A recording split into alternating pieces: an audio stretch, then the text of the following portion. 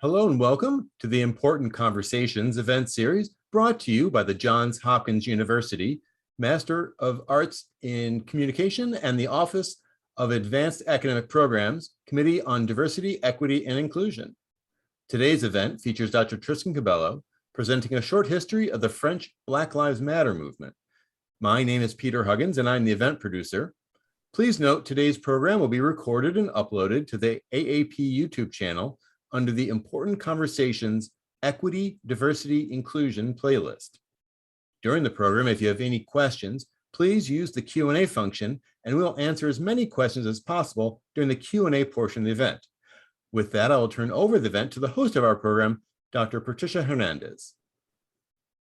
Hello, thank you all so much for joining us this evening. I'm Patricia Hernandez. I'm the program coordinator of the MA in Communication program, also the co-chair of the DEI committee. And I'm thrilled to have you all join us and also thrilled to be a part of this series that it's so important to the work that we've been doing in DEI here at AAP. And also couldn't be happier to introduce our speaker tonight, Dr. Tristan Cabello, a good friend and also an incredible colleague who hails from Northwestern University with his PhD and also a French native. So of course, very relevant to the topic we're talking about today. And he's not going to talk about the elections, but we know that's also relevant as well. And I also just wanted to mention, I appreciate if you are joining this and you sent an email about wanting to be a part of the student focus group for the DEI student focus group. We will be in touch shortly. So if you sent me an email, I promise to be in touch with you shortly. So with no further ado, Tristan, welcome. And thank you so much for being willing to be a part of this series. Thank you so much, Trisha. So it's really a pleasure to be here today. And also a pleasure to work with you on the DI committee, of course. So this project on Black Lives Matter was very much a pandemic project for me. It really started out at the beginning, but just before the pandemic, when we used to do those type of discussions in person. And Peter, if you can start the PowerPoint now. Thank you so much. First slide. Next slide. And it started out at an interview that I did back in December 2019 when we used to do those type of things in public. And I interviewed one of an up and coming French writer in Washington, D.C., in one of the bookstores in Washington, D.C. And one of the questions, his name is Edouard Louis, and one of the questions that people asked at the end of the show during the Q&A was, who do you think represents now the working class in France? And Edouard Louis politically, and Edouard Louis answered, I think it's the Adama Committee. And I had heard of the Adama Committee, but the Adama Committee for me was not really a political organization. It was just really, an anti-racist organization, a grassroots anti-racist organization, but not a political party. And so I started doing research on the Adama Committee, and I find out a lot of very interesting things about what they do in France about anti-racism. Next slide. Fast forward a few months later, the world shuts down, as everybody remembers. And in May, George Floyd is murdered by the police in Minneapolis. And so French journalists start to call me to do interviews and to try to explain what has happened here in the US. And I've always done this type of transcultural conversations and explanation for the general public. But this time, I was bothered by one question that constantly came back, and it was, why is this fight imported to France? Because clearly, what journalists thought was that the situation was much better in France, that racism did not exist in France, and that obviously that was an importation. This fight was an importation from the US.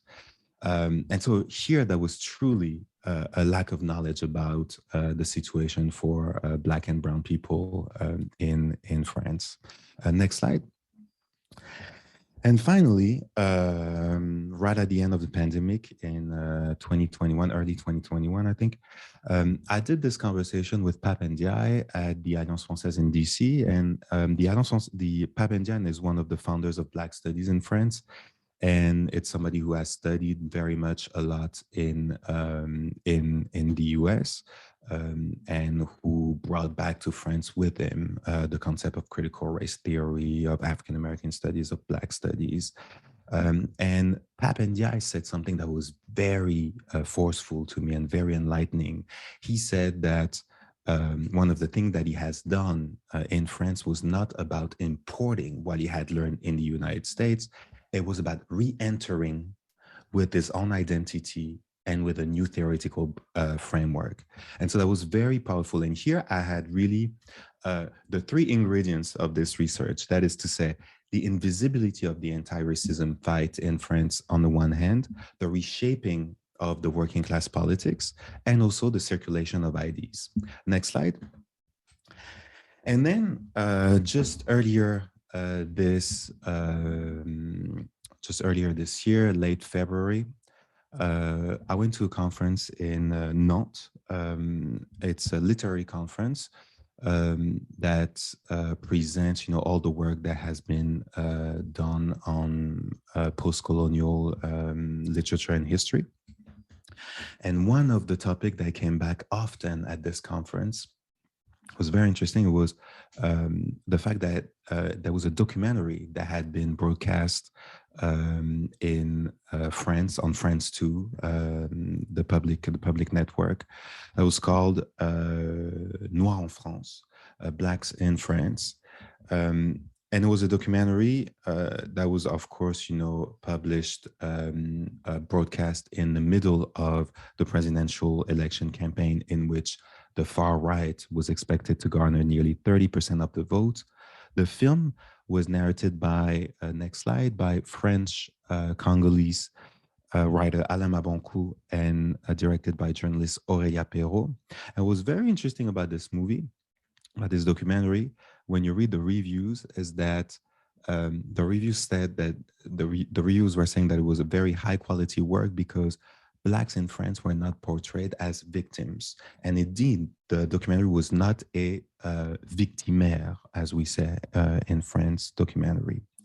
It was a collection of individuals, individual stories of people who had overcome racism in their daily lives, but it was not about racism as a system. Racism as a system was never discussed. The movie entirely forgets about France's colonial history, the police brutality that Black communities encounter in France, or the history of discrimination. And since the documentary did not talk about victims, it also did not mention oppressors. It's as if the white spectator could not be hurt, as if racism as a system did not exist in France. The documentary also did describe the global outrage that erupted after the death of George Floyd, but it never talked about police violence in France. And perhaps the most disturbing aspect of the movie was that the most prominent, the most famous, the most radical anti-racist political activist of our time in France is never talked about and is never discussed. Next slide. Her name is, next slide again. Her name is Assa Traoré. Next slide. So I have three parts here. The first part is about the France's anti-racist movement, the Comité Adama. Next slide. On May 31st, 2019, Assa Traoré had organized a demonstration following the death of George Floyd. The demonstration, which was first banned in France because it exceeded the 10,000 person limit fixed by COVID regulations, was actually a huge success. To everybody's surprise, both Traoré and the government, it was estimated that more than 80,000 people showed up. Many protesters held signs that said, for the very first time in France, Black Lives Matter, les vies noires comptent, and also I Can Breathe, echoing George Floyd's final words. But it also echoed the final words of Adama Traoré, Assa's brothers. Since 2016, Assa Traoré has been investigating the conditions surrounding her brother's death at the police station of Persan, 40 miles north of Paris. Traoré died of, quote, a very serious infection affecting several organs, the prosecutor said initially. A second autopsy, though ordered by the family, ruled out the infection. And since then, the state has issued endless reports, which the family has countered.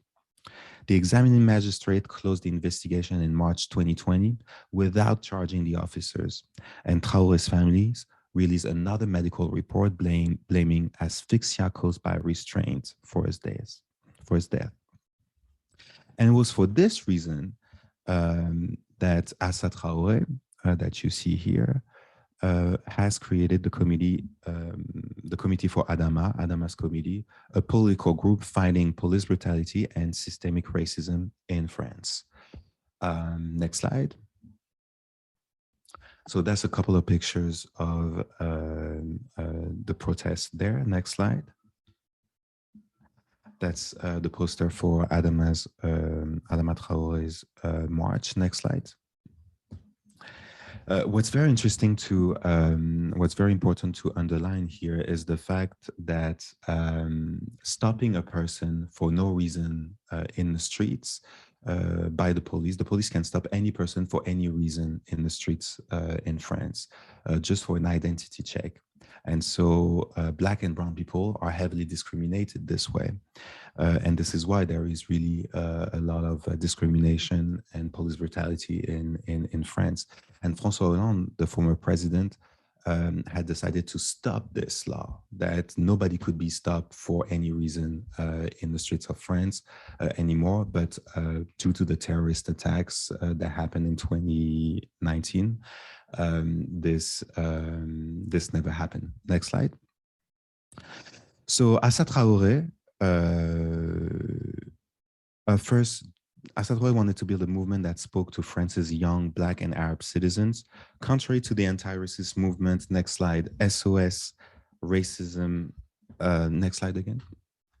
SOS Racism slogan, who spoke on their behalf. I mean, if you remember the slogan, which was incredibly patronizing back in the days, touche-moi à mon pote, don't touch my friend.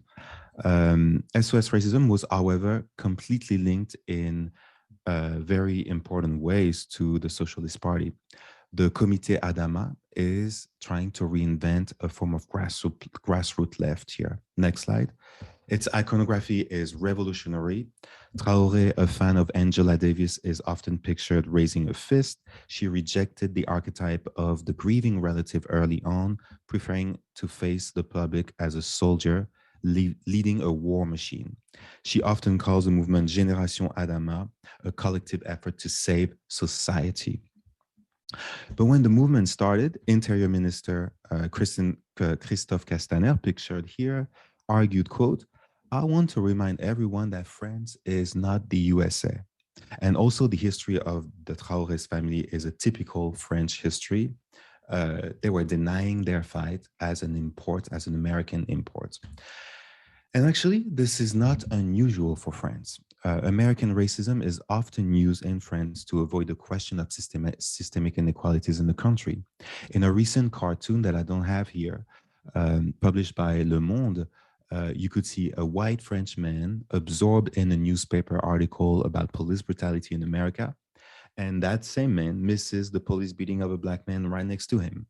Slavery, segregation, and mass incarceration are frequently cited by intellectuals while ignoring that the same abuses exist in France. They often argue that American-style identity politics undermines the Republican ideal. A French citizen is first a French citizen, nothing more, nothing less. That explains why Traoré herself is often very reluctant to use the word racism. And until recently, she didn't use it. She still said to this day that she doesn't like the term also white privilege. Next slide. Recent events have accelerated the recognition of police brutality in France, though. First, there is the Gilets jaunes, the yellow vest protest, has exposed a large number of white working class French to police violence. Second, the country was on lockdown for 2 months. Next slide. giving the entire population a taste of police control. But people in Seine-Saint-Denis, for example, the northern suburbs of Paris, which is predominantly Black and predominantly working class, one of the the people who lived there were fined 3 times the national average during lockdown. But what was surprising to me was that at first, the government seemed to care.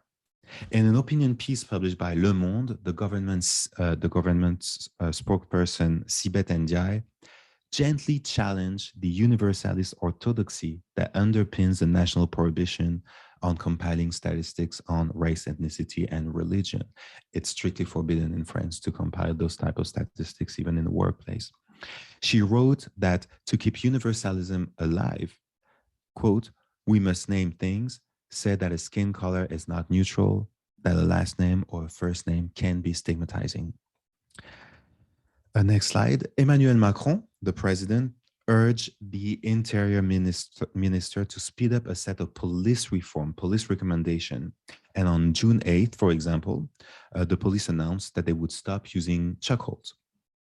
Traoré at the time was preparing for a round of TV appearances ahead of the second march, which happened on June 13th, a mobilisation nationale, a national mobilization plan at the Place de la République in Paris. She had given a press conference in front of a new mural right here, featuring her brother and George Floyd. Shortly after, Omar Sy, next slide, one of France's favorite actor, gave an interview in L'Obs saying that police violence is everybody's affair. The next day on Quotidien, next slide, one of the most popular show in France, Christiane Taubira, former Minister of Justice, appeared with Traoré, and she told her, quote, "You are a chance for France." And after the second demonstration, however, the tone of the government starting to change. Next slide. President Macron addressed the nation the next day. He seemed more concerned with fending off with the far right. He promised that France's statues would stand and that he would stand by the police, some of whom had spent the week counter-protesting by hurling their handcuffs on the ground in various cities. Macron never said it, nor did he mention the name of George Floyd, the name of Adama Traoré, or any other police brutality victim. Traoré went on TV that night and told him, quote, "You are the youngest president France ever had. You promised us a new world. But on June 2nd, the young people of France went out and said they had enough. We'll make sure that things will change." Next slide. And what Macron did that night was much more problematic. He was denying a history of racism in France, and by Americanizing Traoré's fight, denying by the same token the history of anti-racism in France. Next slide. Traoré is far from being the first anti-racist activist in France. Anti-racist organizations have a long history. There was a Black People's League in France in the early 20th century, which had ties with American leaders. Du Bois spent time in Paris in 1919. Marcus Garvey was well known and translated in Paris very early on. Kojo Tovalu, right here, a French African activist, went to New York for the United Negro Improvement Association's annual meeting early in the century. There was no central organization like the NAACP in France, but a few organizations did survive for a few years or longer throughout the 20th century. Parallel to this history, next quote, France had next slide. France had many intellectuals who reflected on racial issues. Think of the Negritude movement, for example, with poet Léopold Sédar Senghor and Aimé Césaire in the 30s. Think about the Paris-based Présence Africaine journal. Next slide. First published in 1947, in which several notable intellectuals, including Frantz Fanon, published. Think of the famous 1956 Black intellectuals at the Congress of the Sorbonne University, which had a deep echo and a deep impact in France with American novelists and intellectuals who came to attend. And here you can see Richard Wright. Also consider the century-long dialogue on race between American and French intellectuals. And we're not just talking about American influence on French intellectuals here. The best example is Frantz Fanon. It is not uncommon to hear French intellectuals, both black and white, saying that they discovered Fanon while studying in the United States. Next slide. I personally discovered Fanon in the United States, along with many French philosophers that are never taught back home, among them Foucault, Lyotard, all the French theory that is actually not part of the curriculum anywhere in France, and which is deeply ingrained in the culture of American academia here.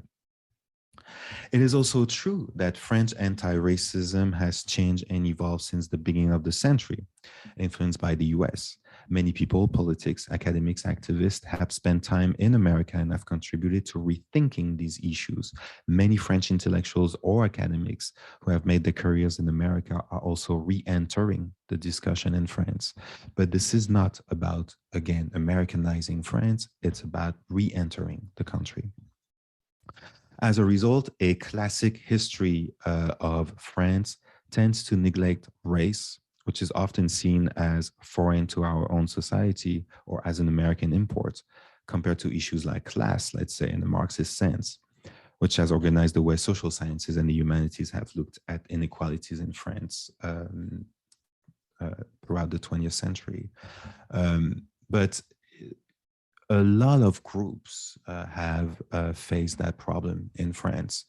Women face similar problems when women's studies, women history, gender historians grew in the 1970s and 1980s. Same thing with LGBT studies. There is a tendency in France and possibly elsewhere, to explain the rise of new intellectual grounds as an import from the United States. So as I've mentioned before, Macron addressed the French people a day after the first Black Lives Matter demonstration. After the second one, in an interview given to Le Monde, he said he felt that the protesters were comparing America's history of slavery and state-sanctioned racism to France's less calamitous racial history. And very quickly, very swiftly, many French intellectuals and politicians followed that discourse. In most mainstream media, left-wing movements like the Black Lives Matter movement were accused of bringing American multiculturalist politics to France. They became danger to the Republic. And according to many far-right pundits too, the Republic was at risk of cleaving along racial, religious, gender, and sexual orientation lines. To these intellectuals, their philosophy went against the Republican ideals of liberté, égalité, fraternité, liberty, equality, fraternity. And in a surreal twist of events, they started calling this new movement le wokisme. Next slide. To be honest, there is a long-standing historical pattern in France. Whenever new ideals on gender, race, or sexuality emerged, the mainstream media accused them of being, again, American imports. That happened with the Me Too movement, which was not universally welcome in France. Remember Catherine Deneuve, who defended the right to be hit on in the subway or on the bus or in the streets. But most of the time, these movements do translate in institutional politics. For example, after the Me Too movement, Emmanuel Macron passed a law criminalizing catcalls. But after the Black Lives Matter demonstration, things changed. Let's consider two other events more recent. Next slide.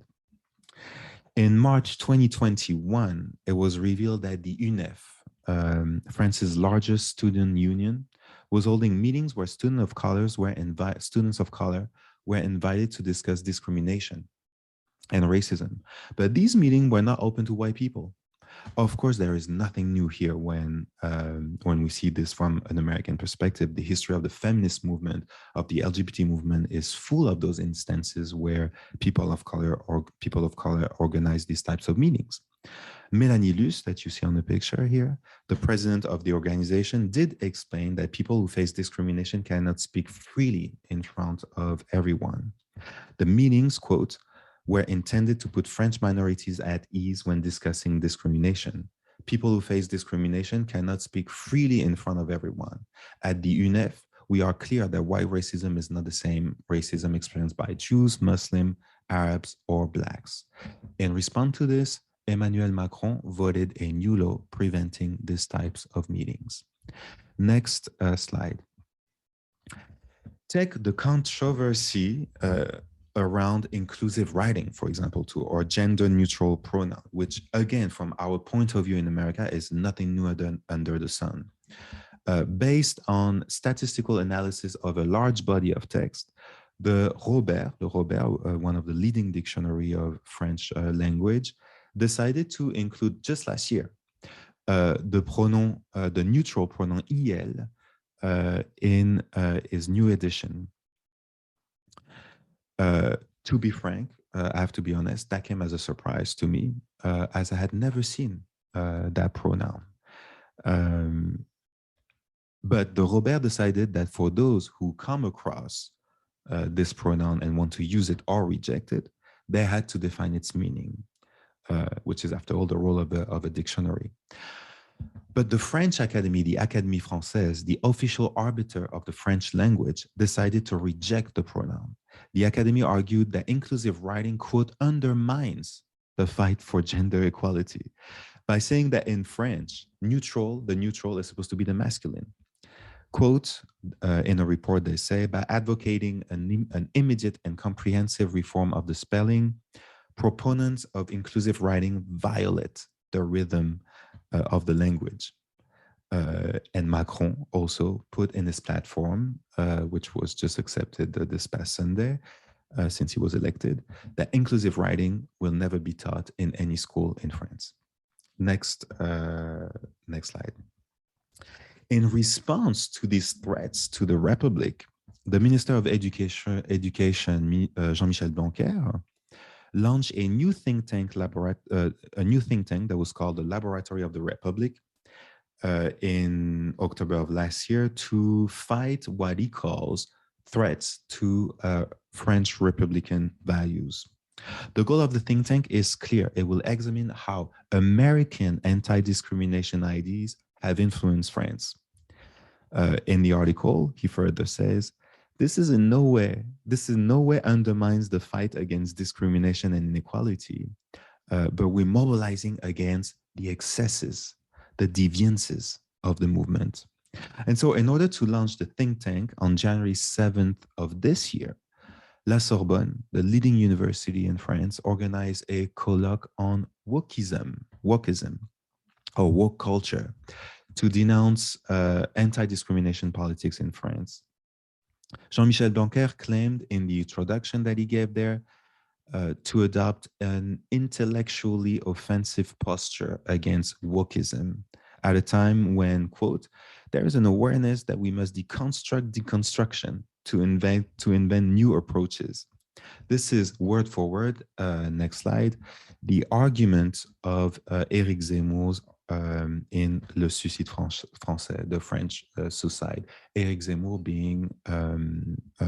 was a candidate, a far-right candidate during the last presidential election, who templated very much his campaign on Trump's campaign. Followed presentation by several academics, TV intellectuals who spent hours criticizing postmodernism and deconstruction as something that came from America, as if Foucault, Derrida, Lyotard had never existed. So what does this mean for anti-racism? Next slide. In the 2020 demonstrations, activists claimed that the names of slave traders should be removed from statues and public buildings. Are statues being removed? No.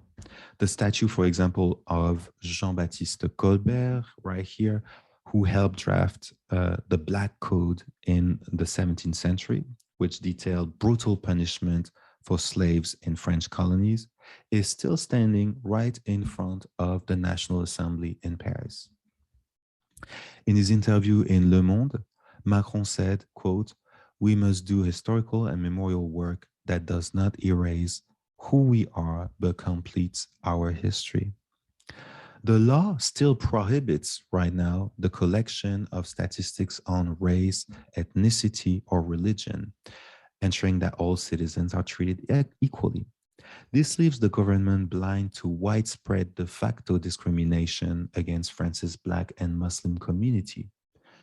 But there is still some improvement. Though.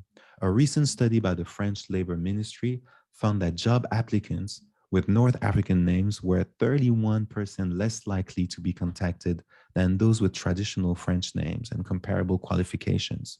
The conclusion of the ministry, hiring discrimination based on presumptive origins, is still prevalent in France, but no actions were taken. Perhaps no other individual better than Elisabeth Moreno, next slide, symbolizes the complicated tensions with regards to anti-racism politics in France. Elisabeth Moreno is a Black woman, and she's the Gender Equality and Equal Opportunity Minister. Last month, she was asked on national TV if she thought that there was such a thing as white privilege in France. She rolled her eyes and she said, quote, "Obviously there is white privilege." The next day, Macron asked her to withdraw the statement and she apologized. In an interview to Le Figaro, a right-wing newspaper, she apologized and she said, quote, next slide, "I regret using the term white privilege. It locks people of color in the victim's role." And she added, "This was too American." And that concludes the presentation. Thank you for listening.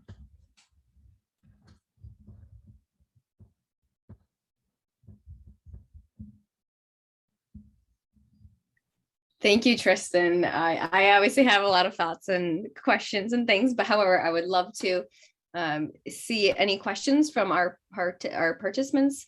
If you want to put a comment or question in the chat box, or if you, Peter, can they? I don't think they can talk. Can they raise their hand? I think we're in box usually. Yeah. So if you can put it in the chat box, that'd be fantastic.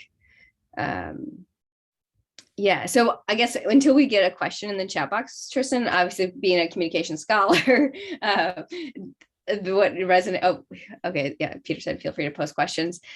So I guess from a communication response, especially you're teaching here in the U.S.,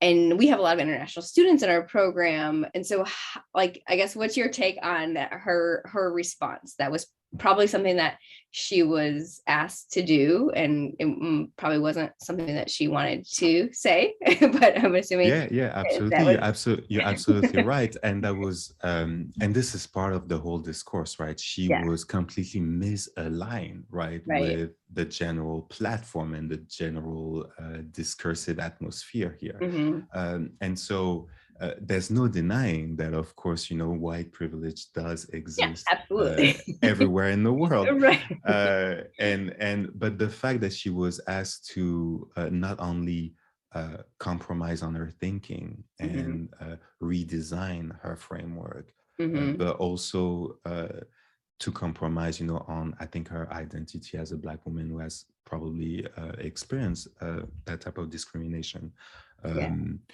Was very telling on how far the government was really trying to go here.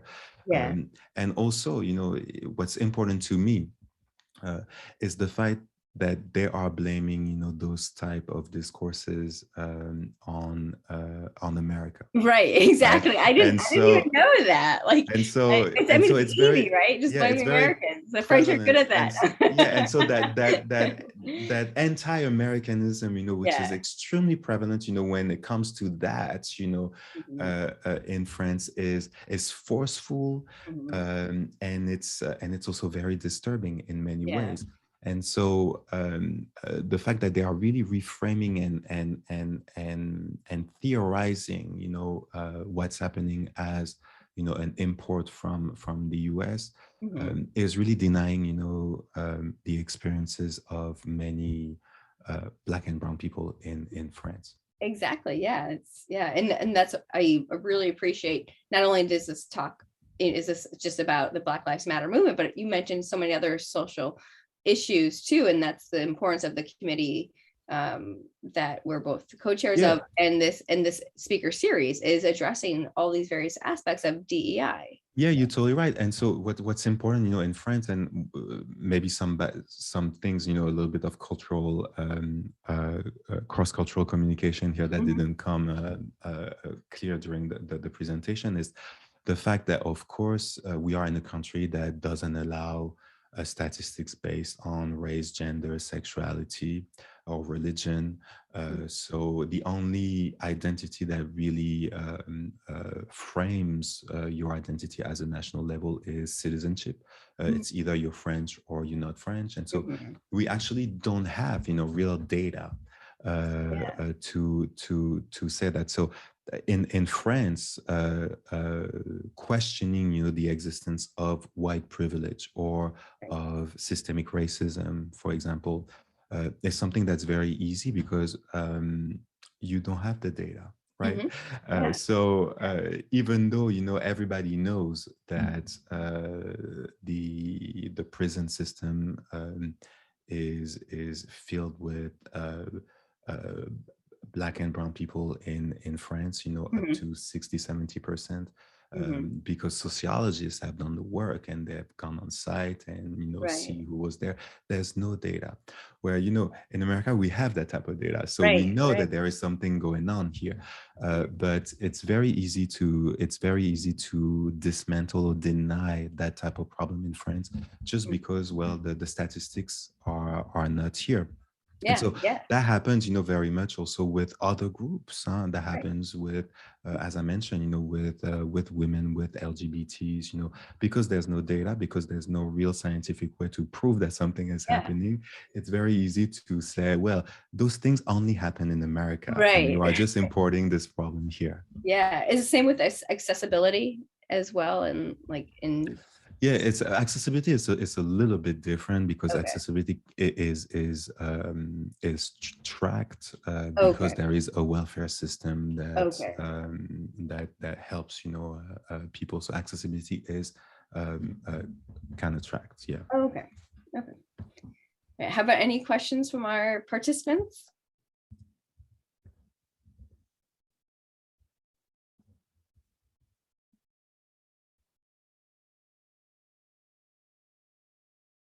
No questions? Oh, not a question.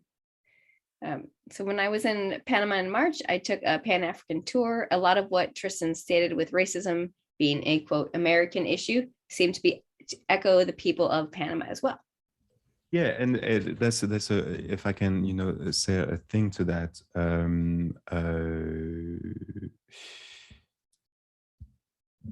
It's definitely not something that's specific to France. I think that this country, the United States, is based on multiculturalism. We are very much asked to embrace multiculturalism. As you, for example, you and I love that work, around diversity, equity, and inclusion. And so why? Because we love hearing from different perspectives, and we want every voices, to feel included. And so that's very much a model that works very well here, but that's definitely cultural, right? It's just other countries don't have that model. And so, for example, in France, just like in Panama, I'm guessing, you have this concept of universalism, this concept of universalism that, the only identity that really matters is the national identity. Okay? Either you're French or you're not French. And the way that you prove that you're French is just that you have a French passport. And then that's the only identity that matters. Everything else, actually in the Constitution, it says that the Republic doesn't recognize any other communities. Can you believe that? So it doesn't recognize race, it doesn't recognize gender, it doesn't recognize anything else, right? And so it's very much a cultural here thing, and while this country is based, on multiculturalism, this is not really the case for other countries. Yeah, we have another question from Lisa Jackson. So when did France implement the legislation that forbids collecting data on race? Was there any discussion or rationale why that decision was made? Are there other significant pieces of social identity that are not tracked? So it's not a law that forbids, or actually, it was never decided. I mean, it's in the Constitution. So, for as far as France was a republic, we have never allowed to discuss, we have never allowed to collect that type of data. And so the discussion, Lisa, here really is much more about in what areas can we allow this, you know? And so it's starting to be dismantled, you know, little by little. But the general consensus is that it should not be. And so here, you know, just like I was saying, there's no rational. The rational is very much cultural. It's that notion of universalism, that the only identity that links a nation together is the national identity. Right. And so there's no reason, you know, to actually break down, you know, the national identity into other identities. And so just like just as Trisha was asking earlier, all aspects, all pieces of social identity, or say gender is tracked, but sexual orientation, you know, disabilities, class is definitely not tracked, you know, race is definitely not tracked. All of those are absolutely, it's absolutely impossible to, or illegal to track those. It's completely, it's completely illegal, and so, which is also the reason why that sometimes, you know, so it's actually illegal. Yeah, this might be a little bit off topic, but it makes me think about, I mean, I was in Uganda, or almost, but not more importantly, but when I think about areas in which we have war based on ethnicity. So you don't have the identity card that say you're a Hutu or a Tutsi. So, you know, again, I'm always the kind of person like looks at both sides. So I can see the benefits of that as well.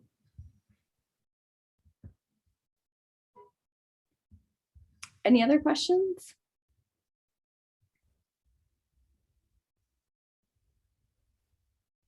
Tristan, do you want to share? I know you put in your bio about the current work that you're doing, or any closing thoughts?